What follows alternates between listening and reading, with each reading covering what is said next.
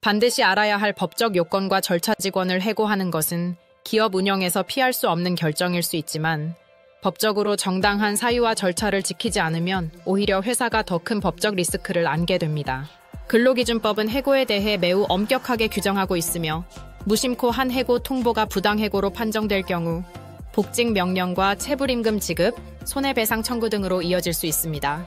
해고를 하기 위해서는 두 가지 요건을 모두 갖추어야 합니다. 첫째는 정당한 사유입니다.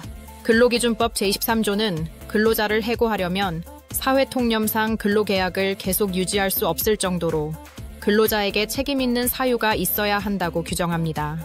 단순히 기대에 못 미치거나 업무 수행이 다소 미흡하다는 이유만으로는 해고 사유가 되지 않습니다. 예를 들어 수습기간이 명시되지 않은 계약에서 근무 성과가 부족하다고 판단하거나 원격 근무 중 무단결근 여부가 명확하지 않은 경우 또는 평가 기준이 불명확한 상태에서 해고를 결정하는 경우 등은 모두 부당해고로 판단될 가능성이 큽니다.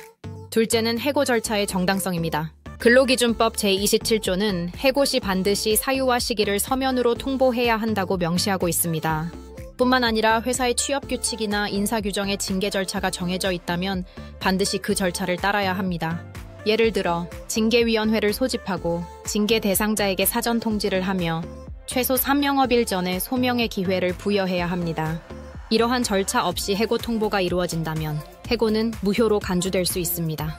실무적으로는 해고 대신 권고사직을 유도하는 방법도 있습니다. 이는 일정 금액을 보상하거나 지급된 장비를 사직 조건으로 양도하는 등의 방식으로 근로자 스스로 사직서를 제출하게 하는 방법입니다.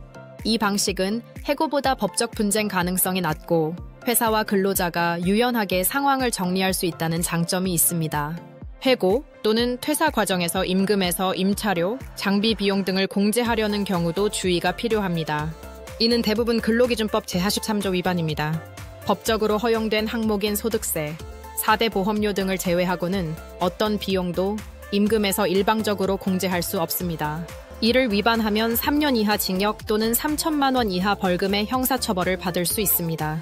장비 비용이 발생했다면 민사 절차를 통해 손해배상 청구를 해야 하며 임차료 문제는 회사가 임대차 계약을 직접 해지하는 방식으로 해결해야 합니다. 퇴직자의 임금에서 차감해서는 안 됩니다. 결론적으로 해고는 사유와 절차, 둘 다 충족해야 합니다. 해고는 통보만으로 끝나는 문제가 아닙니다. 일방적인 해고보다는 권고사직을 협의하거나 근로자가 무단결근 등 명백한 사유가 누적된 이후에 징계 절차를 통해 해고하는 방식이 권장됩니다.